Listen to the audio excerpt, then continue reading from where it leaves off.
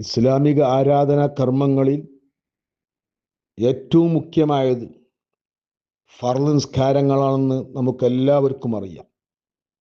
ഒരു മുസൽമാനായ മനുഷ്യൻ അവൻ്റെ ജീവിതത്തിൽ കൃത്യമായി നിർവഹിക്കേണ്ട ഒരു ഇബാദത്താണ് 5 വഖ്ത് നിസ്കാരം, ജുമുഅ നിസ്കാരം. ഈ 5 വഖ്ത് നിസ്കാരം, ആഴ്ചയിലൊരിക്കലുള്ള ജുമുഅ നിസ്കാരം, ഇതൊക്കെ കാരണം കൂടാതെ പിന്തിക്കൽ ഫാസിക്കാകുന്ന, തമ്മാടിയാകുന്ന വൻദോഷമാണ്. ഫർള് നിസ്കാരം ജീവിതത്തിൽ ഖളാഉള്ള മനുഷ്യന്മാർ അത് മുഴുവനും ഖളാ വീട്ടൽ നിർബന്ധമാണ്.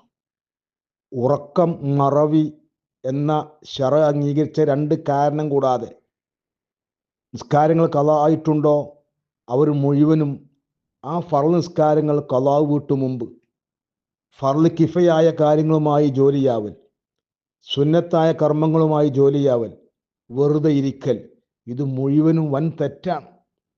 ഫർള് നിസ്കാരം ഖളാ ഉള്ള ഇത്തരം മനുഷ്യന്മാർ സുന്നത്തായ ഇബാദത്തുമായി ജോലിയാവൽ തെറ്റാണ്, ഹറാമാണ്. പരിശുദ്ധ റമളാനിൽ തറാവീഹ് നിസ്കാരം എന്ന സുന്നത്തായ സ്പെഷ്യൽ നിസ്കാരം, അത് നിസ്കാരം കാരണം കൂടാതെ ഖളാ ആക്കിയ മനുഷ്യന്മാർക്ക് ഹറാമാണ്. ആ സമയത്തും കൂടി അവർ ഫർള് നിസ്കാരം ഖളാ വീട്ടാൻ സമയം ചെലവാക്കണം.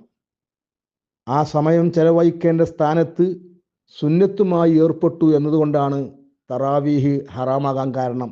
അല്ലാതെ തറാവീഹ് മാത്രമല്ല ഹറാമ്, ഏത് അത്യാവശ്യമല്ലാത്ത ജോലിയുമായിട്ടും ഫർള് നിസ്കാരം ഖളാ ഉള്ളവർ സമയം ചെലവഴിക്കൽ ഹറാമ് തന്നെ.